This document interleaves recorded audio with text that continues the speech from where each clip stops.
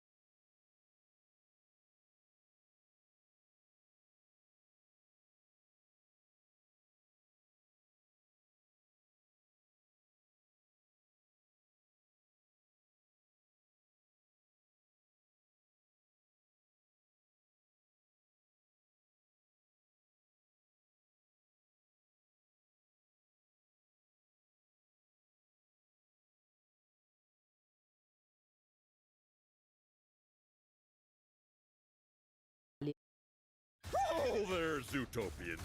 You know Disney Plus has all your favorites, like epic historical sagas, Howl Out Loud sitcom, and awesome vigilante justice. Now, I'm literally chomping at the bit to tell you Zootopia 2 has come home to Disney Plus. The greatest partners of all time, Wild and Hops, and Nibbles and Gary.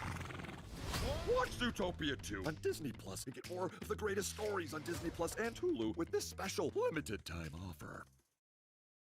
From the air, you can do a lot of things from the air, and we're doing, but there has to be a ground component as well. There are many possibilities for this ground component, and I take the liberty of not sharing with you all those possibilities.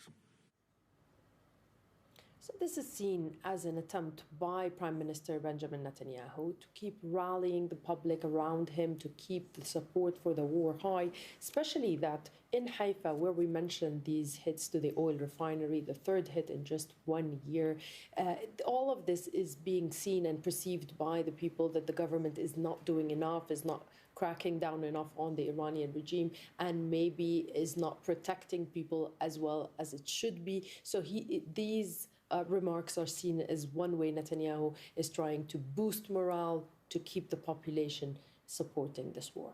Nadia Ibrahim in Ramallah, thank you very much indeed. Well, for Israelis, spending nights in bomb shelters has become a part of daily life. At least 15 people have been killed in attacks by Iran and Hezbollah since the war began on February the 28th. Israel relies on air defense systems and a wide network of shelters to keep people safe. But as Noor Odeh explains, not all Israeli citizens enjoy the same protection. As Israel's wars with Iran and Hezbollah rage on, access to public shelters and safe rooms is once again front and center on the mind of ordinary Israelis, especially in northern Israel, where many people remain exposed. Here in the occupied West Bank, there are hundreds of Israeli military bases and illegal settlements like this one. They have sirens and bomb shelters and safe rooms, while citizens inside Israel itself do not. Jewish Israelis in communities on the border with Lebanon say they've been left without protection. In November 2024, the Prime Minister assured them they could safely return to their towns and rebuild because Hezbollah was defeated. Today, their damaged homes and charred buildings tell a very different tale. But Israeli citizens of Palestinian descent, who account for roughly 20% of the population in Israel, are the least protected. Their share of public shelters is a mere 0.3%.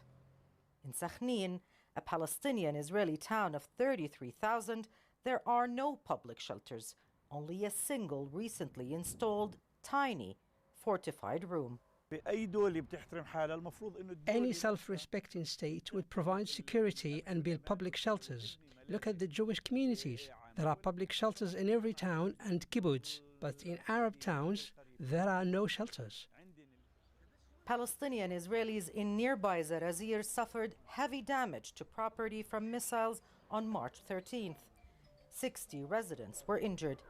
People in the small town had no public shelters to run to when the sirens blared. This disparity is long-standing. In recent years, several Palestinian Israeli citizens have been killed in attacks by Hezbollah and from Iranian missiles. In 2025, 4 members of the same family were killed in Tamra. The tragedies did not lead to a meaningful change.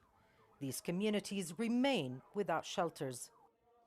For these unprotected civilians, every day of the war feels like a gamble with their lives. Noor Odeh, Al Jazeera. Japan's Prime Minister has paid a visit to Donald Trump in the Oval Office. Their sit-down came after Trump's public call for allies to help reopen the Strait of Hormuz. Senator Takaichi has so far resisted providing military assistance, but like many Asian countries, Japan is heavily reliant on oil imports through the strait. Our White House correspondent, Kimberly Halkett, has more from Washington, D.C. The complicated relationship between the U.S. and Japan on display as President Donald Trump, sitting alongside Prime Minister Sanae Takaichi, made a jarring reference to a sensitive moment in the nation's shared history. We wanted Surprise. Who knows better about surprise than Japan? Okay? Why didn't you tell me about Pearl Harbor? Okay? That's Trump's defense for why he'd not informed allies, including Japan, before launching war with Iran. 90% of Japan's oil imports flow through the Strait of Hormuz, now disrupted by the conflict. Trump's calling on Japan and 6 other nations to send warships to secure the passage. Look, I expect Japan to step up because, you know, we have that kind of relationship, and we step up with Japan. We spend a lot of money on Japan. But in a joint statement on Thursday, Japan and several European nations promised only to stabilize energy markets and join appropriate efforts to ensure safe passage through the strait. Japan condemns Iran's actions, such as attacking the neighboring region and also the de facto or effective closure of the Strait of Hormuz. Takaichi signaled that Japan's foreign minister has urged Iran to stop attacks on oil and gas facilities, but she's made no public commitment to join Trump's international coalition to patrol the strait.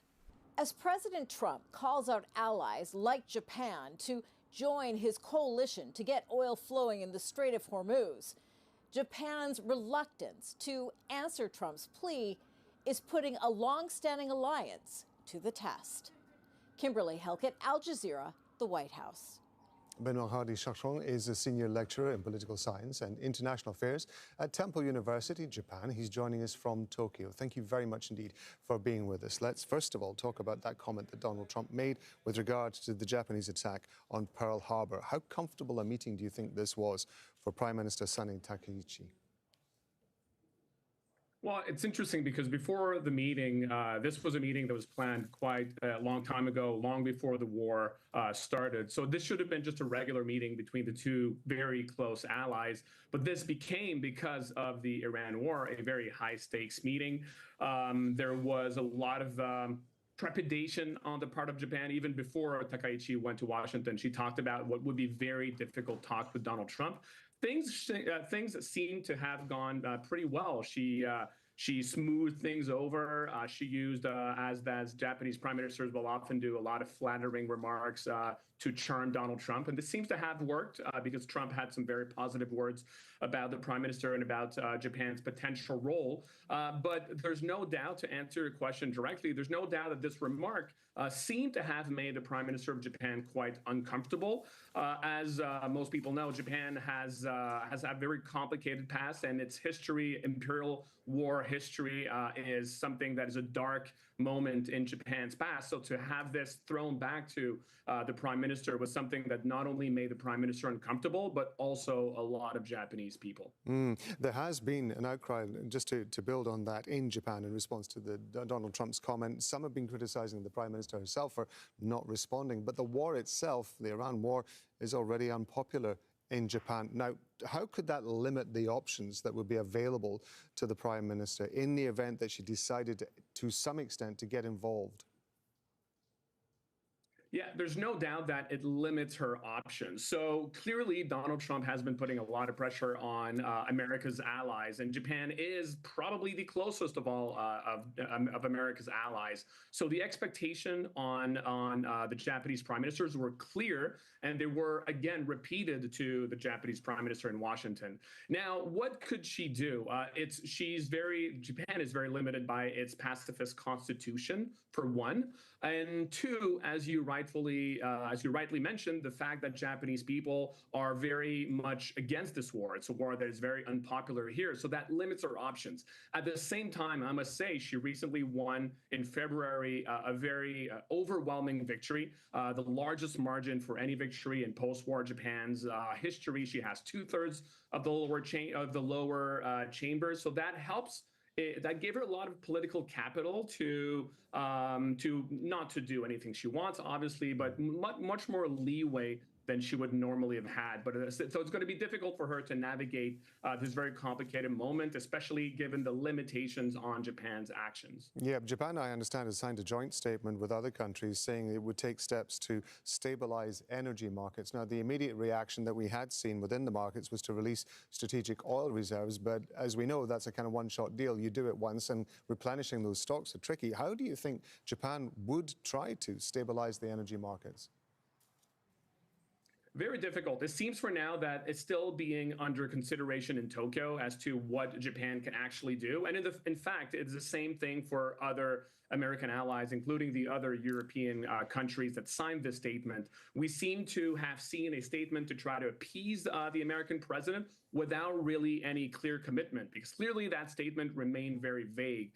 In terms of what Japan can do beyond releasing those reserves, as you talked about, could be something like minesweepers in the Strait of Hormuz. This is something that Japan did in 1990-91 after the first Gulf War. But that was after the fighting was done. They've never done that in an active combat zone. So that's something that would be very complicated. And as I mentioned earlier, would encounter a lot of opposition inside of Japan. It is going to be a very delicate balance for the Prime Minister, isn't it? Because if I understand it correctly, Japan gets about 95% of the oil that it uses through the Strait of Hormuz. There would be an indication, of course, that it would be in its interest to help shipping go through that. But nevertheless, from what you're saying, she's going to face significant pressure domestically to avoid getting involved. Yeah, absolutely. This is something that Japan and other regional countries have to face, which is overwhelming dependency on the Middle East for their oil. In the case of Japan, it's about 95% of their oil that comes from the Middle East and that passes through the Strait of Hormuz. In the last few years, Japan has been trying to expand and diversify its oil sources. One of the countries it has been looking to is Canada, which has a lot of these oil resources. But so far, even if they are able to diversify, it's not going to be done fast enough, certainly not fast enough to lower the pressure on the oil markets at the moment. But that's their goal for the future, to diversify. Benoit Hardy-Chartrand, we appreciate it. Thank you very much indeed.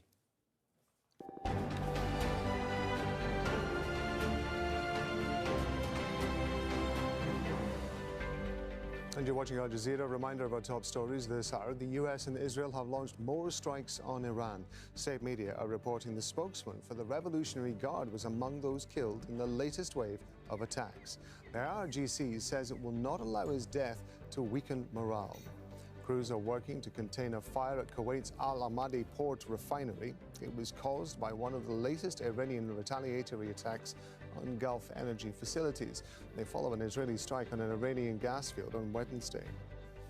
US President Donald Trump's calling on allies to help reopen the Strait of Hormuz, but at a meeting at the White House, the Japanese Prime Minister has refused to commit to immediate military assistance. Iran's closure of the vital trade route has caused energy prices to spike. Israeli strikes in southern Lebanon and Beirut have forced more than 1 million people from their homes this month. Many of them are living in difficult conditions on the streets of Beirut. Zaina Khadr is in the Lebanese capital with this report. It's cold, it's raining, there's a storm, and it's the end of the fasting month of Ramadan. Instead, people are living out in the open, in tents, sleeping in their cars. There's a humanitarian crisis in Lebanon. More than 1 million people displaced by Israeli strikes. The government's struggling to keep up with this crisis. There's immense suffering. There aren't enough shelters for people. Even UN agencies are saying that they're running out of cash to be able to feed these people. These people didn't just leave their homes. They left their businesses. They left their livelihoods. There's a shortfall in global funding for humanitarian aid. Last week, the UN Secretary General was in Beirut. He made an urgent appeal for $300 million, and only 1/3 has been pledged. So UN agencies are struggling, the government is struggling, and the people are struggling. This is a country where the economy has all but collapsed, and many of these people have still not recovered from the last major confrontation between Israel and Hezbollah in late 2024. Many of them lost their homes, their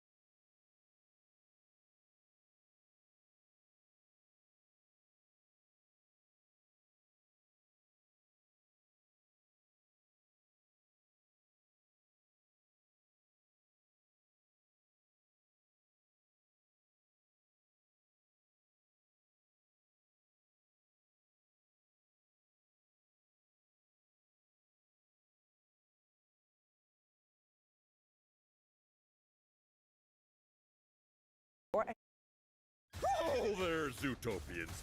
You know Disney Plus has all your favorites, like epic historical sagas, Howl Out Loud sitcom, and awesome vigilante justice. Now, I'm literally chomping at the bit to tell you Zootopia 2 has come home to Disney Plus. The greatest partners of all time, Wild and Hops, and Nibbles and Gary.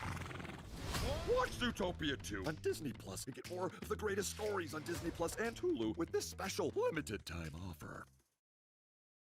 Who have said that they are preparing some kind of mission to help to remove the blockade in the Strait of Hormuz. When this is going to happen is unclear. There was no mention about this in the statement, and also countries like Germany and the Netherlands have said there has to be a ceasefire, or at least a cessation of hostilities first before they will come into action. But at least now it's clear that the warnings and the threats of coming from US President Donald Trump have their effect, but also European countries are feeling the brunt of the war in Iran because the energy prices are going through the roof, and we've also seen the gas installations in Qatar being damaged, which also has a big impact here on the energy prices in Europe. So we'll have to see when it's going to happen, but it's definitely a change in tone.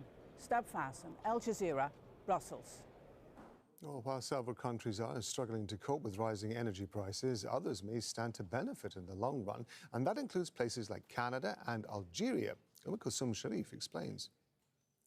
Before the start of the war, about 20% of global oil and gas supplies passed through the Strait of Hormuz. Now it's a trickle because Iran has effectively shut this crucial waterway. So countries that depended on oil and gas from the region are feeling the pain, but there are others who stand to gain, like Russia, because it does not depend on the Strait of Hormuz. Now, India and China, who have been buying from the Gulf, are now looking to Russia.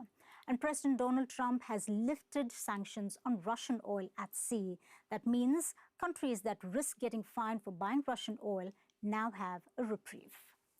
Now, Norway, the war has helped Norway reinforce its position as a major energy supplier across Europe.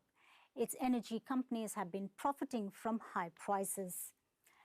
African exporters like Algeria and Nigeria also stand to gain. Now, Europe looked to Algeria back in 2022 when the Ukraine war broke out, and Nigeria's geographical position isolates it from any choke point like the Strait of Hormuz.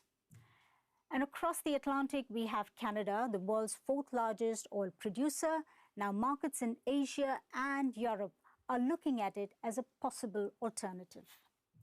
And within the Gulf, we have countries like Saudi Arabia and UAE that have an advantage.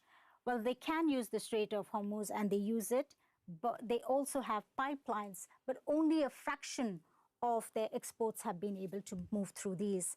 And further, we have Iranian drone strikes on refineries that have halted production here. And finally, the country that's at the center of the crisis, Iran. Now, it's managing to supply its customers because it's allowing its vessels to pass through the Strait of Hormuz. But attacks on Kurg Island, which stores vast quantities of crude, may have an impact on its ability to export in future.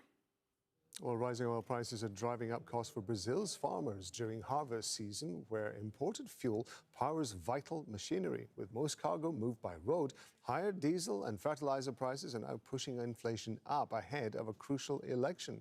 Monica Yanakev has more from Rio de Janeiro. Truck drivers in Brazil say they're feeling the shockwaves of a conflict being fought thousands of kilometers away in the Middle East. The United States started this war with Iran, but we're the ones feeling the consequences with fuel prices going up.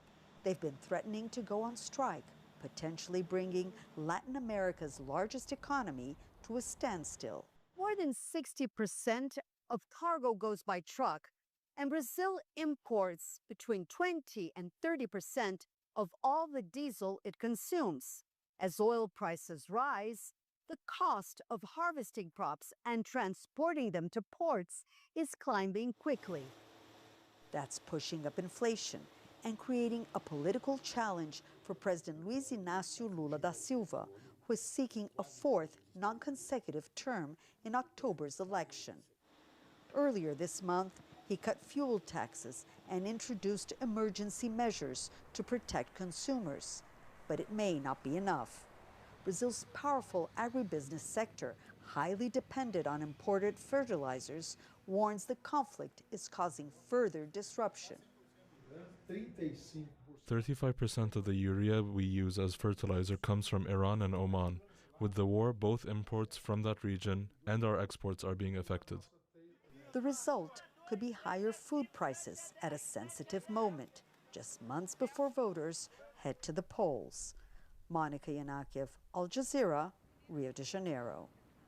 Poultry farmers and traders in India are also feeling the squeeze as the conflict in the Middle East drags on. Millions of eggs are stuck in transit, and domestic oversupply is driving down prices. Barnaby Lowe has this report. More than 200,000 unsold eggs, but selling them at a loss could mean closing down this poultry house. Farmers in India's egg-producing regions are facing tough choices. As the ongoing conflict between the United States, Israel, and Iran halts shipments to the Middle East, India usually sells about half of its $100 million egg exports to the region. If the market price of eggs doesn't go up, I will not be able to pay my loans. When you are selling at a loss every day, how do you make payments? We will have to shut this business down. Farmers say the selling price for 100 eggs is now less than $4, down from $7 before the war. Coupled with rising costs for chicken feed, they say they're losing hundreds of dollars each day. Making matters worse, millions of Indians are fasting from meat and eggs during the 9-day Navratri Hindu festival that began on Thursday. And the effects of the war are expected to push domestic demand for eggs even lower. Eggs are mostly being sent to cold storage because the market rates are very low. There's no demand, but we still have to buy from the farmers. The market will only get better when the war ends and goods start making their way to the Middle East. Ramesh Kumar sells omelets and boiled eggs outside a metro station in New Delhi and says he would have taken advantage of the situation. Instead, he had to shut down his business for a few days, and after reopening, he's had to increase prices. I thought I'd have to stop selling permanently because cooking gas was not available. They are now, but they're very expensive. A growing economic crisis in India caused by a conflict in the Middle East that has global ramifications. Barnaby Lowe, Al Jazeera. There's been another attack in the Iraqi capital. A drone targeted the Victory Base. It's a U.S. military base close to Baghdad International Airport. Al Jazeera's Asad Beg reports from Baghdad. Iraq is the only country that's been hit by all sides. It's been hit by Iran, been hit by America. It's seen strikes carried out within its own border by armed factions aligned to Iran. And there's, like you said, there's been no let-up in those attacks. We understand that 2 drones targeted Victory Base near Baghdad International Airport. We understand one fired a projectile at the base. It was intercepted and it crashed. The second drone, we understand, disappeared off radar. But what's really raising questions, security questions, is that these drones, authorities say, are launched from within the vicinity of Baghdad. And what that tells you is that the US forces, the US interests, are surrounded by hostile factions. The other complication is that factions within the Popular Mobilization Forces come under the Iraqi military, receive state funding, and some of those factions are aligned to Iran, and they continue to carry out attacks. However, we have not seen an attack last night against the US Embassy. That's because on Thursday, one of those factions, Kataib Hezbollah, said that they would stop for 5 days under certain conditions. But again, those factions have also come under attack. We've seen airstrikes against their headquarters in Mosul, in Kirkuk, in Nevineh province. But at the same time, we've also seen strikes in North Iraq, in the semi-autonomous Kurdish region, in that region's capital, Erbil. The Iranian women's national football team has arrived in Tehran after several members attempted to claim asylum in Australia. The parliament speaker lauded the team, saying it did not surrender to deception and intimidation. Wilson Dysart reports. A homecoming under fire. Iran's women's national football team arrives in Tehran after a long journey back from Australia. First of all, we are so happy to be in Iran because Iran is our homeland. Whatever hardship we went through wasn't worth staying there.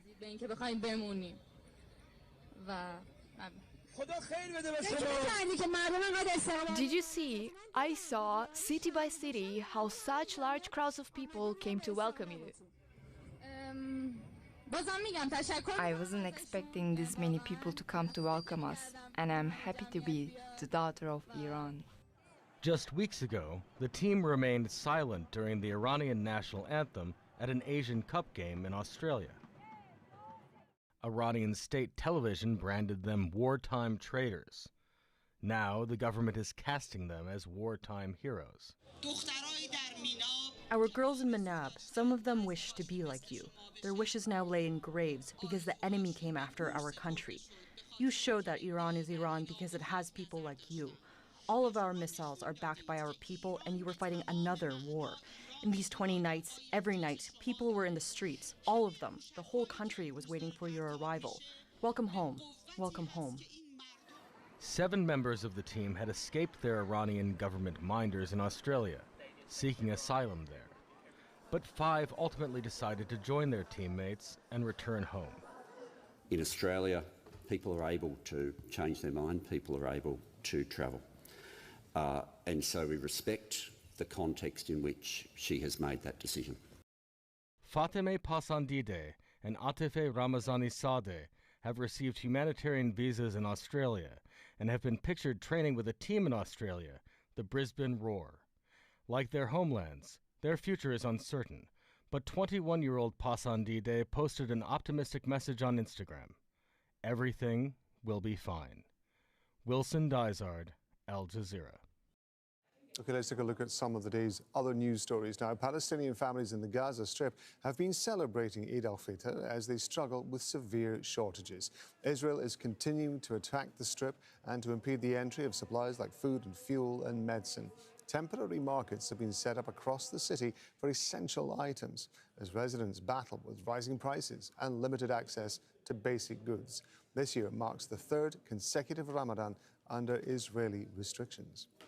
Several men have been arrested as Israeli forces prevented Palestinians from performing Eid prayers near Al-Aqsa Mosque in the occupied East Jerusalem. Tear gas canisters and stun grenades were fired after hundreds of people attempted to pray at locations close to the mosque. The mosque has been closed since the US-Israeli war on Iran began on the 28th of February. At least 50 people have been injured in a fire in South Korea. Hundreds of firefighters have been battling to contain a blaze at a car parts factory in the city of Daejeon. There are fears that they may spread to nearby a building housing volatile chemicals. Around 14 people are believed to be missing. Cuban President Miguel Diaz-Canel says no oil has been delivered to the island for more than 3 months. The U.S. imposed a blockade on Cuba in January in Washington's latest attempt to bring the island under U.S. control. Ed Agustin sent this report from Havana. Joana Hola distributes free medicine to people in need. When living conditions for most Cubans began to deteriorate a few years ago, she and other entrepreneurs used their own money to found Footprints, a humanitarian organization. We don't belong to any state or private institution, but we're all Cubans, and that means we can't be indifferent to so much suffering.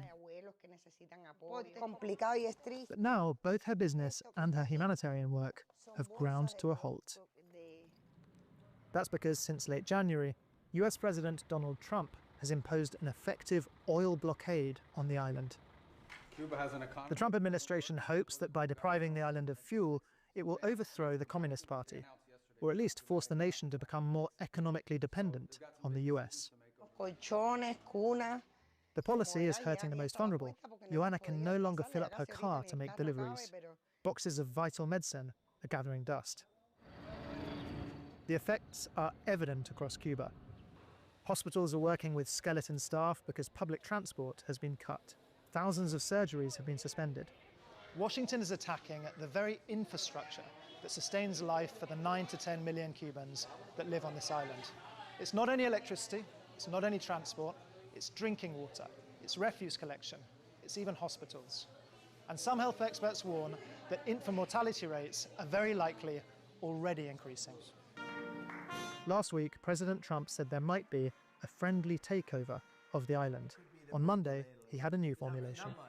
I do believe I'll be having the honor of taking Cuba. That'd be good. That's a big honor.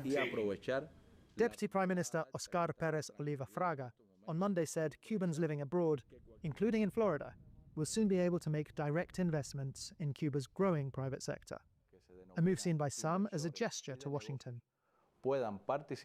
They can participate in and own businesses in Cuba. This is one of the things we're announcing. Cuba's national power grid collapsed on Monday, but even when the grid's up and running, Joanna spends more than 16 hours a day without electricity. Her humanitarian work is needed more than ever, but without fuel, there's not much she can do. I ask myself, are they making us live like this for democracy, or are they forcing us to live in this way in the name of freedom? Because it's truly brutal. It is inhumane and cruel. Across this island under siege, many are asking just how far the US will go. Ed Augustin, Al Jazeera, Havana.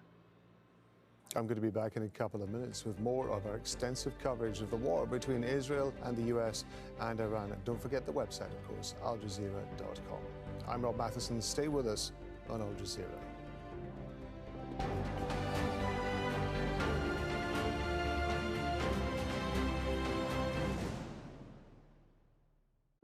A weekly look at the world's top business stories. Who wins, who loses, in terms of countries at least to begin with. From global markets and economies. A number of rate cuts were priced in for the year. Now we are potentially looking at rate hikes. Counting the cost on Al Jazeera.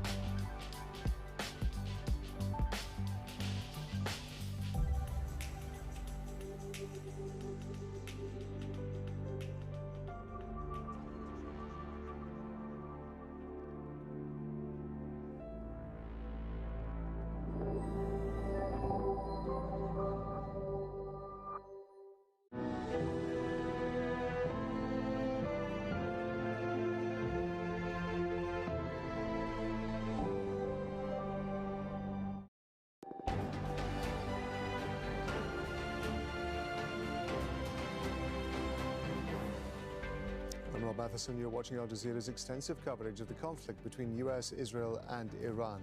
Iran confirms the deaths of 2 more senior Revolutionary Guard officials in Israeli strikes. Iran attacks more energy infrastructure in the Gulf. Drones hit a refinery in Kuwait for a second day. It's coordinated, but on occasion he'll do something, and if I don't like it, and so we're not doing that anymore. And Donald Trump and Benjamin Netanyahu. And back in Washington, President Trump also told Israel to hold off on future strikes of Iranian gas facilities, a request Israel says it will follow for now. But there seems to be a lot of fighting left to do, with the Pentagon planning to ask for $200 billion in new funding. Here's senior White House correspondent Weijia Zhang. Hosting the Prime Minister of Japan in the Oval Office, President Trump downplayed the war's impact on global energy prices. I thought there was a chance it could be much worse. It's not bad, and it's going to be over with pretty soon. But here at home, gas prices continue to climb, up 90 cents or 30% since the start of the war. To ease the financial pain, the administration may release more